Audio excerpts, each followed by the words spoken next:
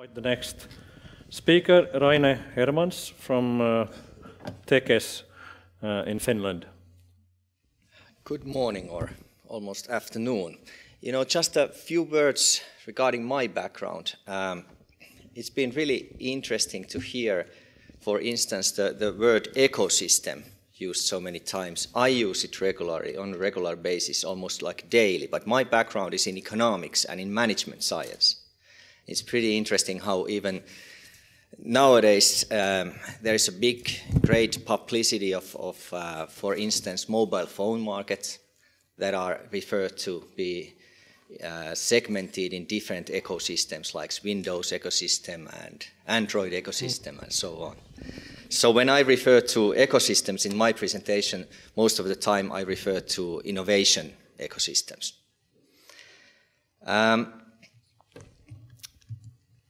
We just conducted a study regarding innovation indicators, and it was conducted by Gaia Consulting Group and Ramble Management Consulting Group. And this is a setting or framework which is used in Finland. It's been set by the Research and Innovation Council of Finland, which is chaired by our Prime Minister. And all our evaluation activities are related to this framework. So you can interpret it as an onion, that in the middle there are different kinds of inputs. Research skills, business competencies, or even scientific competencies related to environmental sciences or so on. And then again, another side of the coin is that inputs are also related to financial and funding resources. They are very critical. But in many cases, what I've noticed is that evaluation indicators are mainly related to this kind of input schemes or input indicators. And then secondly, activities are part of the very critical part of this whole framework, because even in case of Tekes, Tekes is the Finnish funding agency for technology and innovation, and we fund both the academic research and industrial research and development activities. And what we do, we don't only fund, but we network enterprises and the academia together to collaborate and to commercialize research findings, for instance. And so our programs are mainly aiming to network network these parties and stakeholders, and also to bring government institutions in order to make kind of to enable systemic change regarding regulations. Even here, I think that it's impossible to create or start a new demonstration platform in any environmental related activities without that we try to implement some changes in regulatory schemes and environment. And then again, there are third structure and third part of this framework, which is about outputs. Outputs are related to kind of immediate outputs, like in scientific research, what kind of research results are published, where they are published, how much they are cited, and so forth. With cases of enterprises, they are related to kind of revenue-based views, and for instance, that how many patents are created in the project and so on. And impacts are wider, they are societal. And we have four, as you can see here, there are four different kinds of impact objectives. The first one is economy and economic renewal. And how can we affect to the productivity of companies. And then we have environmental well-being. How can we impact on enterprises' energy usage, or how can we make their production processes more efficient so they could use smaller amounts of raw materials, for instance? And how can we create new businesses around environmental solutions? So as you can see, all these objectives are interrelated. And well-being can be divided into two sections. We have kind of direct measures like what kind of health impacts we can create in our projects, or what kind of business we can just create around these issues. And of course, then again, well-being is the kind of ultimate goal for all other activities and objectives. And then we have knowledge, education, and culture. It is important to realize that there is a kind of a feedback loop in this model, in a way that, for instance, when we fund heavily academic research, we try to create competencies and skills, for instance, around environmental solutions. And then in the next stage, they are used as inputs in business activities in order to spread and implement those solutions worldwide. So this is something that how I could see, and I see this kind of Baltic State related activities. Baltic State can be demonstration platform for solutions to be commercially exploited all around the world. This would be a powerful way to really create global scale impacts. I have two examples what we have been doing around this framework.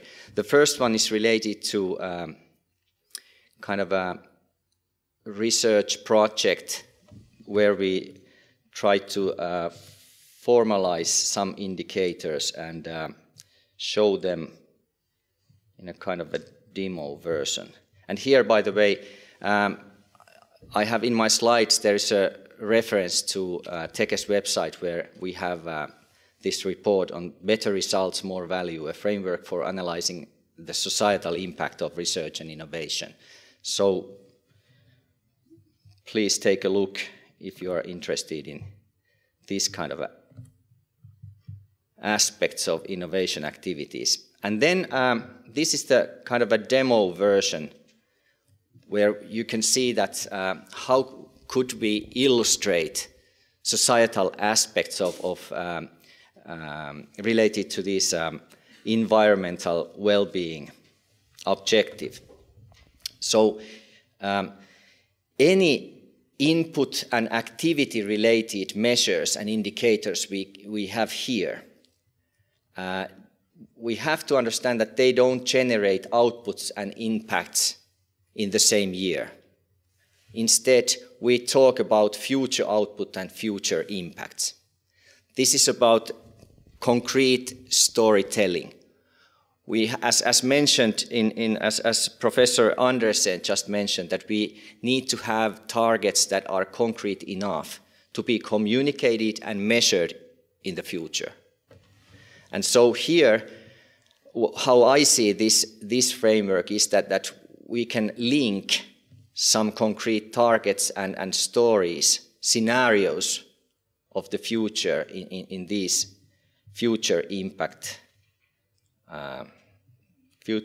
here. And then again, when we measure these output-related indicators, it's important to realize that past inputs, past activities have to be communicated, that they have been conducted something like 5 years, 20 years ago. And I find this extremely important in order to make sure that there is no misunderstanding in political decision making and within the group of political decision makers. And as you can see here, interestingly, I don't go too deeply into details, but interestingly, this is formed as traffic lights. So every kind of a group of indicators that is green, they are above the OECD country average in Finland. And all the measures that are red, they are below OECD average. So as you can see in Finland, inputs and impacts are on a kind of a higher level than our counterpart countries. And as also stressed in the previous presentations, I totally agree with those presentations that we need to measure impacts, and even we have to relate them to economic objectives as well. Otherwise, we don't have kind of driving enterprises who really commercialize these solutions. And I would like to say a couple of words regarding smart specialization. As Mr. Arnoldas Milukas just presented earlier, all the Horizon 2020 activities will be based on 3 sets of priorities. And one of them is based on grand challenges and lead markets. So this is just an example. I participated in the OECD workshop on smart specialization, and I think that this kind of setting, which resulted from there, could be used for any purposes, even in the context of Baltic Sea and environmental research collaboration. For instance, here, instead of focusing on some specific industries, we should focus on future lead markets. And then next stage, we just evaluate our competence bases and try to find linkages to other regions, that what are the strengths of those competence bases in other regions. And not only, what makes smart specialization smart is that you don't try to build up all the same competence bases in your region as your neighboring region has. Instead, you collaborate. Same thing with those putting focus on lead markets. And then it's critical to invite champions from the industry, government, and the academy to finalize kind of smartly specialized demonstration platforms as related to Baltic Sea. And in the future, at least in Finland, we have been figuring out that there will be no regional or national programs not related to Horizon 2020 programs or cohesion programs. They have to match to each other. Otherwise, it's inefficient.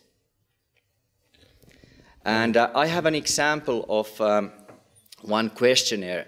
This is about technology transfer. Tekes conducted a study, and this is more about ex-ante evaluation. So these indicators look to the past, it's ex-post evaluation, but this is about ex-ante evaluation, trying to evaluate what is important in the future.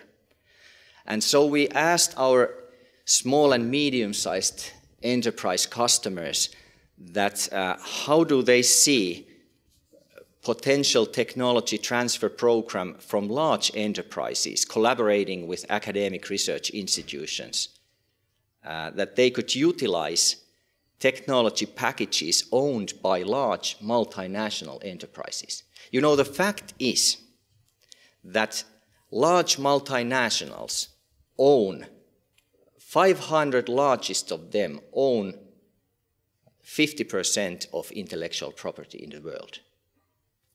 So if research institutions and small and medium-sized enterprises don't have access to those technologies, the world is really functioning efficiently.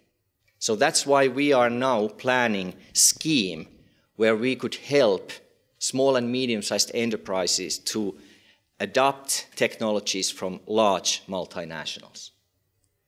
And here, we had 770 small business leaders who responded, and they related their activities and interest areas for the future in this way. So as you can see, there are many enterprise leaders, even in small businesses, who really relate their activities to secure, clean and efficient energy, smart, green and integrated transport, inclusive, innovative and secure societies. So if we have so many small business leaders who really can even communicate their strategy using Horizon 2020 Priority 3 based lead markets, then we really need to find out that what is the way that we can exploit this knowledge. Sorry for interrupting. Due to poor moderation by myself, I'm afraid we're reaching the time limit. So if you could get to the wrap-up slide to ensure that we have time for discussion. Yeah, thanks for the notion. So the main point here, what I found extremely interesting and what made even our executives to change their view on this kind of new technology transfer activity is that those small business leaders, they related this kind of activity to the demand side because they realized that they could get access to the ecosystems of large multinationals doing this. And so it's critical, even in this kind of setting that is based, that we are talking about here today, that how could we relate these small and medium-sized enterprises to this kind of a framework that you have here? How could we really make them, the research findings, integrated to these technology platforms owned by large enterprises, and how could we really exploit them commercially? This is a critical issue, because otherwise the same thing holds in almost every scientific field, that research findings will not be scaled up if they are not somehow commercially exploited. Okay, so this is just one example that what it means in practice. As my last notion, I just referred to this, that example of this kind of activity could be that Finnish or Danish or Polish SME can refer to multinational enterprise owning the base intellectual property in their own marketing activity, even without seeing or meeting any people from, for instance, Intel. So they can say that we had a similar kind of challenge in Baltic regions when they, for instance, they are now on the marketing tour in California.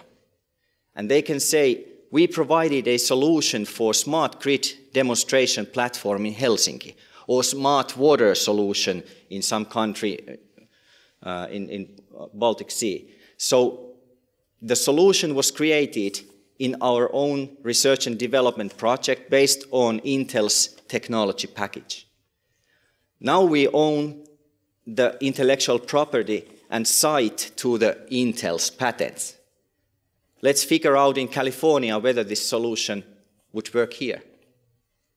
So this is the main idea, that when it's scalable, then we can really use Baltic Sea as a demonstration platform. This is just one example of how to do it. I'm afraid we really thank you.